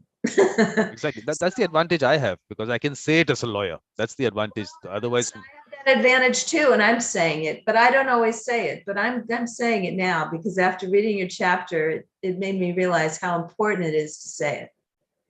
and the good part is that at least like Ken Cloke, he appreciates that aspect, and that's the reason I like the fact that he comes in on each of those topics, and he wants that, because ultimately it's the development of mediation profession. That word is still a debate that we have to have. I had a conversation on mediation profession or way of life. That part of it is a whole discussion by itself. Well, So- I call it a profession because of what I've invested into it in terms of training and business model and all of it. So to me, it is a profession, and I say that coming from a legal profession, but I do consider it a profession when you take it seriously and you go through those formalities. And if you hold yourself to the standard like you had to in the legal profession, that was the other thing. And I didn't talk about this. I've mentioned this in articles I've written, but I didn't in their articles that were written for lawyers. But I didn't talk about this in my chapter. But one of the things I did early on was I took the legal profession, the legal training, and the professional responsibility duties that I have, that I'm bound by, and I superimposed those onto my mediation career, onto my mediation profession. So I do call it a profession because I apply those standards to my process. For example, I utilize a practice management system. That's something you typically see in a law firm. I felt that was important to have in the mediation process. So that for various reasons, there's certain ethical checks that are in place. I superimpose the things that you think of as an attorney onto mediation in terms of the ethics and the professionalism of the way in which you conduct the process. So perhaps that's a bit different, but I think that's a good thing. But what you were talking about was more, I think, because the profession has been so controlled by attorneys or by, like you said, the courts. You mentioned the courts. I fully agreed with your take on all that. It was just very interesting to hear it. And I just think this is a very important discussion that should be had. And Delcy and I talked about this on my podcast about the Singapore Convention. We talked about how, lawyers drove the arbitration profession. Yeah. And then lawyers and arbitrators have been driving the mediation profession. And there are consequences to this. And it's very important to be honest about them, because they not only impact us as professionals, they impact our clients. Yeah. So what's going to happen, Susan, is that both of us are going to be talking about this after Ming and Hayley come in, because you're a night owl, I'm in the morning, we're okay, it's not a problem. So Ming is just going to tell us about chapters. Of course, Susan and Hayley's chapter first, Ming, and then whoever else's chapter. So Hayley's chapter, I really enjoyed the ship analogy and the fact that like everybody was sort of weathering a whole different storm in different boats, and there was this whole sort of pinch point where everybody found themselves in the middle of an ocean in a storm, and they were like, "Wait, what happened?" It was, and I really kind of loved that. Like it was really great awareness around the fact that people didn't want to have conversations about the environment and all the things and all the changes and all the stuff that they actually needed to change, because they were dealing with so much more other stuff. With Susan's chapter, I really liked the acknowledgement of the norm being changed in meetings, where your dog Sagan, who was sort of just sitting in meetings and everybody's like, and because I have 2 cats and they wander through my meetings constantly, or they decide to jump up on high ledges and then launch themselves. So that sort of became a really normal thing. And like, even I find it quite strange when people apologize for their kids or their pets or something interrupting a Zoom, when I feel like we should be past that now, because we've had like 3 years of it. So maybe we could kind of be a little kinder or a little bit more relaxed about all of that sort of stuff.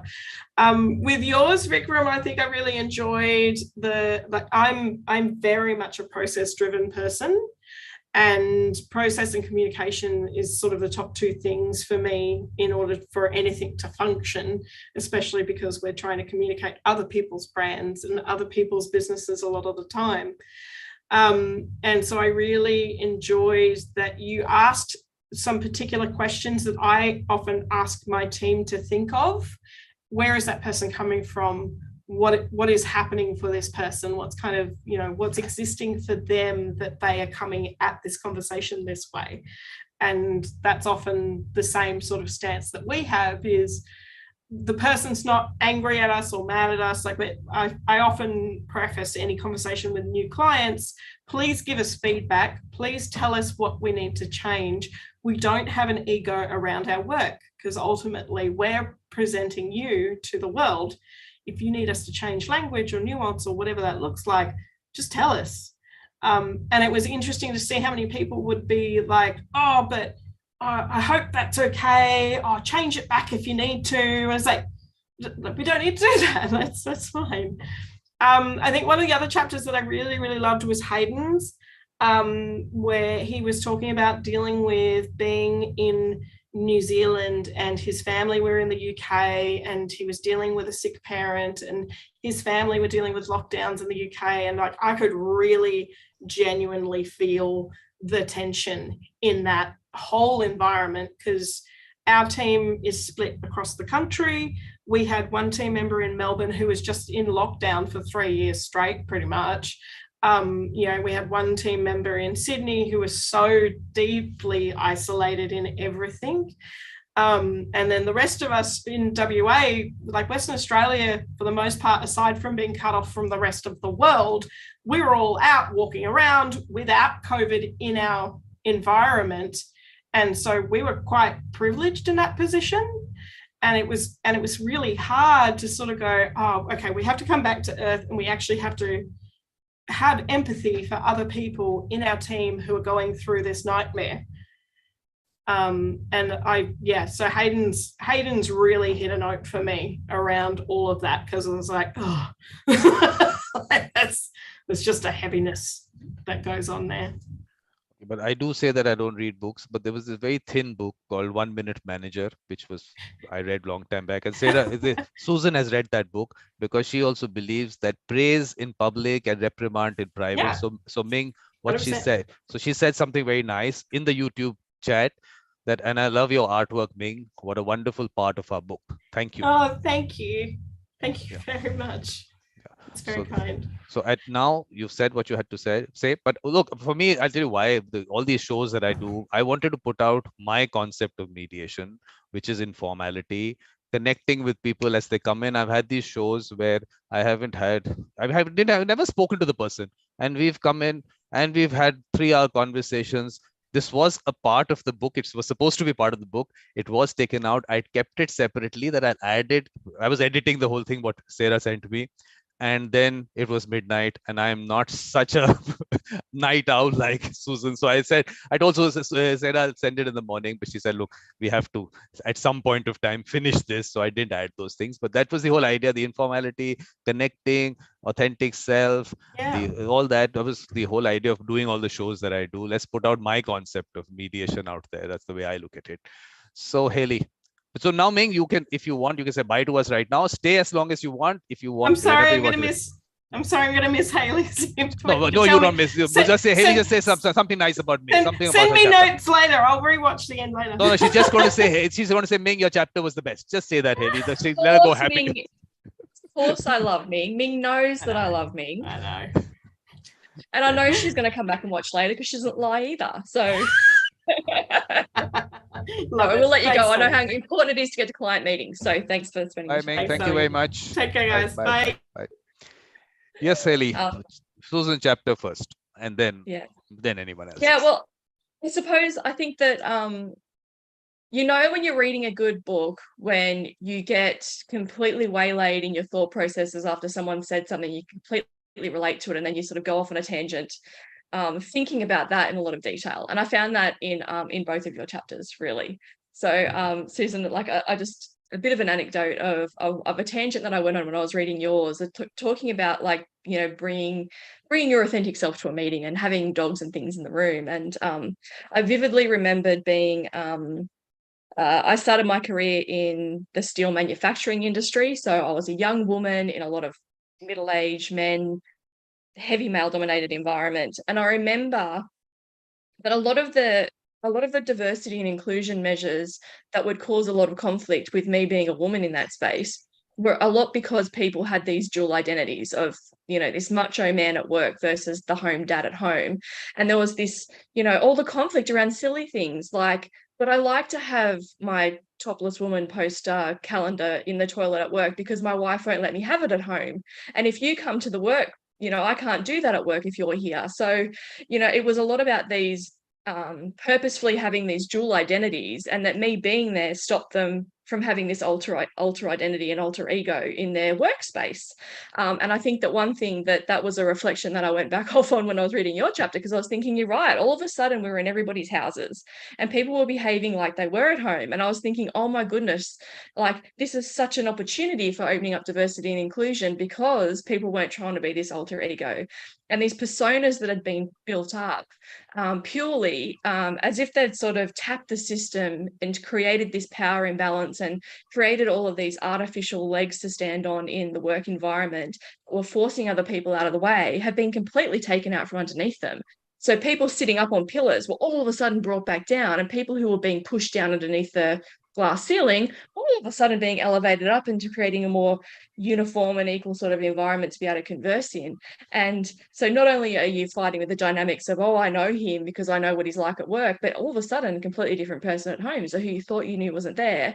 And the same person who was the really quiet person at work who used to, you know, dig in deep and get quietly achieving would speak up a lot more in team meetings because they felt as though they were in that safe environment, that there was no physical person in the room that intimidated them, that, you know, Vikram can laugh, but the magic mute button when Hayley talks too long, I can literally cut her off and kick her out of the meeting if she doesn't be quiet. You know, like that's the sort of thing you can do online that you can't do physically in a meeting. And I think there was a lot of those sort of how the culture has changed that can't really go back. And so for people working with introverts, for people working with people in minorities, the freedom and power that elevates those people to in a room, so that you can get all of those diverse opinions and create all of the benefits about having diversity in your workplace are sort of available. And that's sort of where the tangent that your chapter took me on, Susan. I was reading it to go back and read it again because I kind of went off on a little thing. Oh, wow, you're so right. And this, and this, and this, and as it went through. And Vikram, I think it really resonated with you because like you, I think I constantly ask the why. Like, I'm an intensely curious person. I like to know not only how a system works, but then how it was created that way and why it was designed that way, and then go and look at another system and completely know how that works, and then try and integrate the two of them. So to give you a bit of an example, I think one of the great things about working from home is that my husband works in a completely different industry than me. And because we were now working close proximity to each other, the day-to-day of his world compared to the day-to-day of mine, which I thought everybody was like, you know, every you rock up into the office, you check your emails, you organize your meetings, this is how you run a meeting, this is how you do this, all of those things that I thought were really standard in my life are completely different in his day-to-day. And it's something that you never really connect with because you don't live and breathe it. And it's not something you come home at the end of the day and go, what did you do today? Well, I spent the first 20 minutes doing this. Like, you don't communicate that level of detail about how your world works. And I really like the idea of sort of looking at the different ways in people work, but also why they do what they do and how that's set up behind them, and then thinking, can I do that in this way? Or if I'm looking at a process that might not be functioning properly, or maybe even functioning by thought was really well, is going, actually, if I think about the way that Vikram said that and why is that a case, and what if I switch it to this, and then that could change, and then I could do that differently. And that's the tangent that you sort of roll off on there. And I think that for most of the chapters, I'm only speaking about your two because, you know, we're the most important people in the room right now. But, you know, I think all the chapters have those moments for me of there's so much in them that you can pull apart from them. And it really, holistically, it reminded me of, there was a mediation conference in Canberra a few years back where a gentleman who was a Cherokee elder came over, and at the start of his presentation, he asked everybody to turn off all their devices, close your computers, put your notebooks away. He really wanted everybody to be present in the room, and then explain to everybody in the room the Cherokee beliefs around truth, and how asking people to be, you know, to tell the whole truth and nothing but the truth is so problematic in their culture because of their belief system around how nobody can ever know the whole truth. And even if what you experience at that point in time is just what you needed to know right then, and if you then revisit that moment back at that same moment, but back as your future self, you will learn and take new truths from that moment that you didn't take, you know, 10 or 15 years ago. And that in that respect, that you're always coming back and you're always giving. In that sense, you can never tell the whole truth because you will never know the whole truth. And you can't really tell nothing but the truth because everybody will have their own truths around what they pulled from that same situation, that same example. And I think that is what I think that this book is great in. There's so much diversity in there. There's so much honesty. There's so much vulnerability that everybody, if you've read the book once, great, pick it up and read it again in a few months, because I guarantee you're going to pull more truths out of that the second time you read it, the third time you read it. And whilst it is a point in time reflection of people in this space, I genuinely believe that there's so many little bits of gold in there that every time you read it, you're going to pull your own truth out of that and be able to touch on that for work as you move forward through. And I think that being part of creating something magical like that is a real privilege and an honor, and really, really happy to be part of the consortium of people. So from that, what comes out is that we have to have this session again after 2-3 months, and what people have picked up from it after the reading and the rereading and the rereading. Yeah, I think that's going to happen. But Hayley, let me also tell you about these mediation circles. Like you spoke about climate change, we are going to have a global climate change mediation circle, and as part of that, write to a community in your area, create that, so they're all interlinked and they're all part of the whole. And that's the whole idea behind that. So I'm just talking about climate change because earlier you had spoken about that. So Susan, Hayley's chapter. Oh, Hayley, I was very moved by, well, first of all, the illustration that Ming did, you know, and just you are such a beacon of hope and you know, resilience. And I just felt like it was I could really feel your pain or your hope and your pain and trying to wake people up in the middle of a crisis. And it was just fascinating the way you described the feeling that you had. I was very, very deeply moved by it. But now, so now, Susan, anyone else's chapter that you want to talk about? Anything specific that you picked up from there? And something about, please tell me about Ken's foreword also, because look, like you, this is serious that I don't read books. Okay, this I haven't read, but what does Ken talk about in the book? I bought the paperback. I haven't received it yet because I really need a physical book. Can you hear me? Yeah. I really need a physical book. So I've been dealing with the, you know, Kindle edition and the ebook, and so I want to like read it over and over again because I know I'm going to be highlighting, because that's what I do with books. I like physical books. I can read online as well, but I physically need that interaction where I'm highlighting and making, you know, little comments. And that's when I feel like I can really give the feedback that I feel a little stifled in, because I ordered it, but it's coming any day now. Okay. So nothing more, but because I really wanted to find out what Ken wrote. Because Hayley, what is he written? What is he said about mediation beyond? Well, I can speak to what Ken wrote. That was an intense foreword, you know. Hayley, did you read it all, right? Did you read the foreword? Yeah, but I'm sure that you can probably give it a bit more justice than I can, because I don't speak Mediator.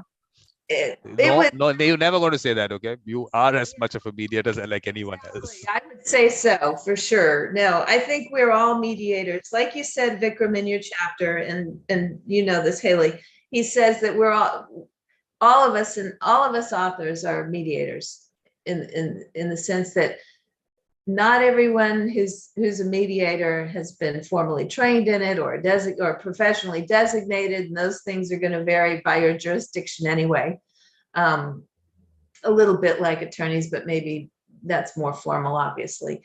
But with mediators, there are mediators who are, as you know, in the indigenous communities or in tribal communities or in all kinds of communities around the world who are very seriously mediators, and they're respected as mediators, for lack of a better term, within their communities, and would be objectively, maybe even globally, because of what they actually do, you know, the results that they deliver. And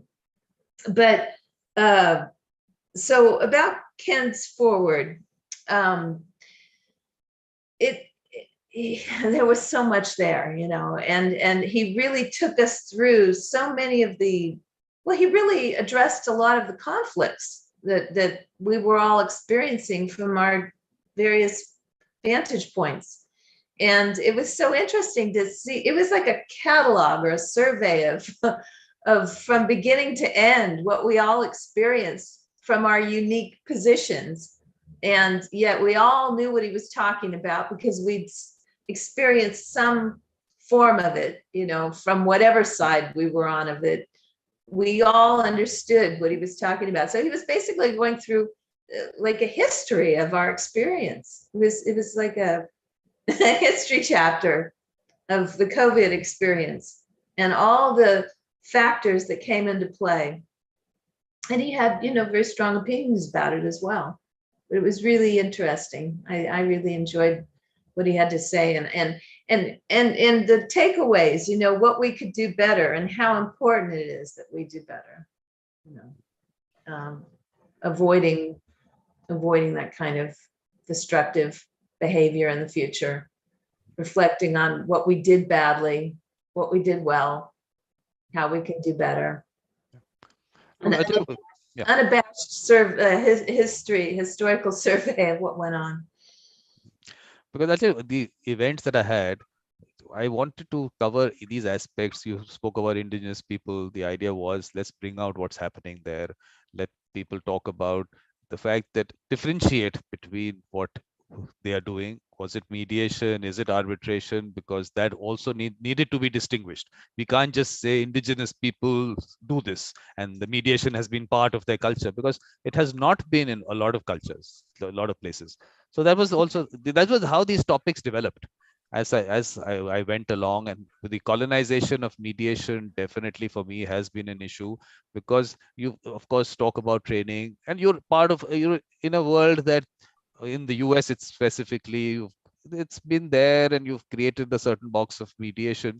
But for me, when I look at it globally, just think, in India we have 1 billion people living in villages. They have a whole process available to them. Whether some parts are, of course, arbitration happening for them, but there are still mediators in villages.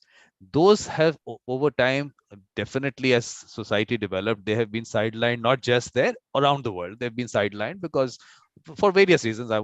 Colonization is a very major reason for that. So that's why I spoke about that also.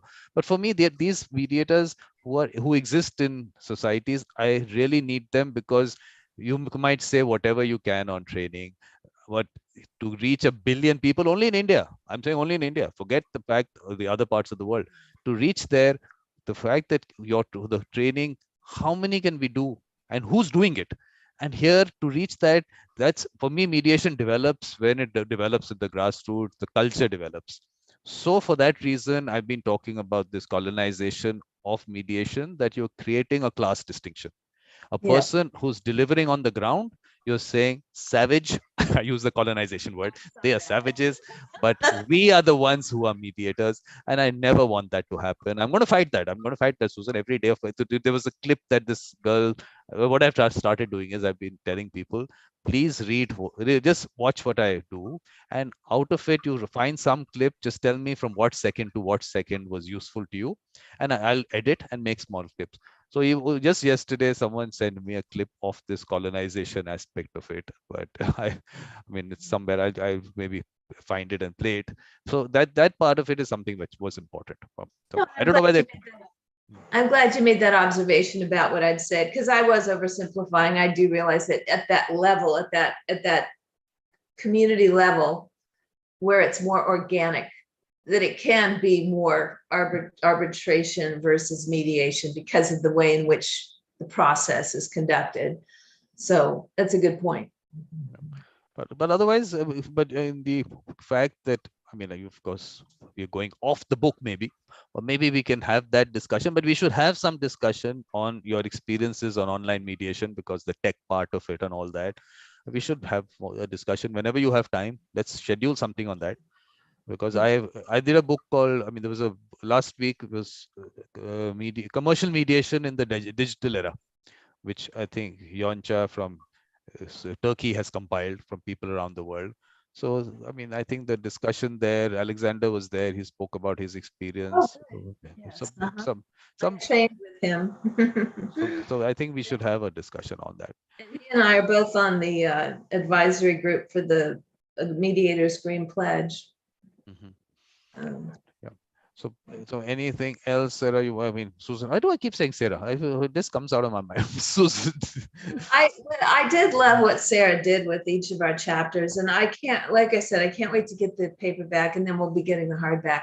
But you know, we went to the ebook first, or the Kindle book first, but I like both, and I really love physical books because in fact, I've been getting more into handwriting again, but in a way that's much more sustainable and much more no clutter. So I got a paper tablet so that you're handwriting on the tablet, and you can file it away like you would on a computer. You're physically writing as if you're writing on paper, but it's technology.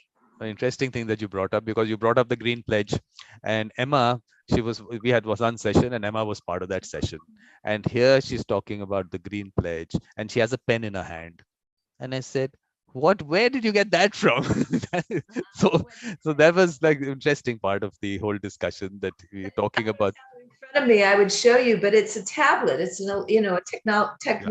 it's a device. It's a mobile device in the sense that it connects to a cloud and it backs up my writing to a cloud, and I can organize it into. I'm not saying anything about you, Susan. You're on the right track. You're sustainable. I was talking about Emma talking about the Green Pledge, but have a pen in your hand. I pointed that out to her.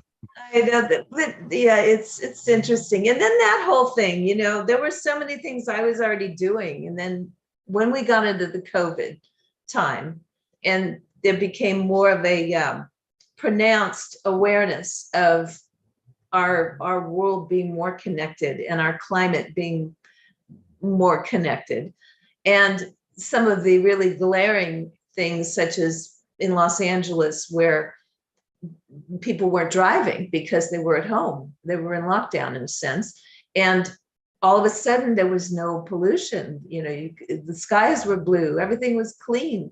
And then nature, you started to see this play out in nature as well. We experienced it all over the globe. So things like that, people became much more aware of our environment. And that too. Were visible to us. And so that was interesting as well. Yeah. Well, they gave us hope. They gave us hope, because Delhi is one of the most polluted cities in the world. So you can't even imagine how polluted we are. And here we saw blue skies, and here you saw that our rivers had become clean. So at Mhm. least there's hope that things are reversible to a certain extent. Yeah. And It takes sometimes people actually seeing those things with their own eyes, yeah, and ultimately, like, for me, you can't blame people, because obviously they have to live their life. Their livelihood depends on certain things which ultimately end up in pollution. But then if you haven't developed certain systems around it, you can't blame those people. So I don't blame anyone for the whole thing. But the fact is, if the world comes to a standstill, things can change. So And it's much more complicated than people are often led to believe or willing to admit. I did a talk during COVID I was promoting the Green Pledge, but I was really attacking it from an online dispute resolution standpoint. And I was addressing the fact that, you can't oversimplify it. You can't say, well, doing this is better than this, because it may not be. The internet is not inherently green or sustainable. In fact, the opposite, quite the opposite. So I went into the various layers of the internet and how complicated it is, and how people need to be aware of their choices and what the impacts are. And it's just not as simple as people think, so that's just. There was actually a article I read about how much water is used by Google just to keep its servers cool. Exactly, cool. Yeah, keep them cool. Yeah, the electricity that's used and the water. And so, ignorance is not bliss. It takes a lot of education and a lot of research to really understand what's actually going on. Yeah, because I think maybe to make things better. It's certainly not as simple as people think. So, but what you're going to do right now, Susan, is you're going to wrap up the book part of it. We'll continue our conversation after that. But Absolutely. How do you wrap up the book? I think we should wrap up the book part by just saying thank you to Sarah and Karen and to all of our co-authors, because and for Ken's foreword, which covered so much ground as an introduction. But really thank you to Sarah, because what she did with each of us in the process, it was really pretty incredible and magical. How she was able to work with each of us and take what each of us wrote and help shape it with us into what each of our chapters became and the book as a whole. And like I said, I really firmly believe we're just getting started. This is a really incredible experience where what we've written will really be meaningful into the future. And I think we will benefit from reading it over and over. And well, that's what I understood, that I think people want to read. I put out conversations. That's what I do. But I think what I realized is maybe I have to convert those into books, because you, Susan, of course, now know about what I do only because of the book. I've been putting all this out for 2 years on the channel, and like I said, hundreds of hours. I was busy, and that's perfect. That's perfect. Take the time and everything, and your chapter was really educational, and I really appreciated it, because it had a lot of wisdom, general wisdom in it, but it also helped me know more about you, which is great. Yeah, what I'm thinking is that all the topics that I've covered also in all this time, I should put those out in books. So I'm going to do that. And I'm going to ask people, of course, the people who participated in them, obviously they'll give their notes, but let everyone else who watches it and otherwise also give those thoughts. Like neutrality and mediation, for me, was very important. That's a very important topic. We've covered that in the symposium. Susan is not going to get time to watch it. I know that, because there are tens of hours only on neutrality. Though neutrality is very important. So I think there were only about 14 speakers in that particular symposium, but of course I'm saying each of those topics that very casually get mentioned, a mediator has to be neutral, so casually mentioned there, but there's so much that is happening on the other side of it. So I'll put out a book on neutrality and mediation. Please contribute to it, and similarly all the other topics. I love that topic. So perfect. Thank you, Susan, for being part of this session and the book. Having us all. And what I'm going to do is I'm going to cut the live stream. We'll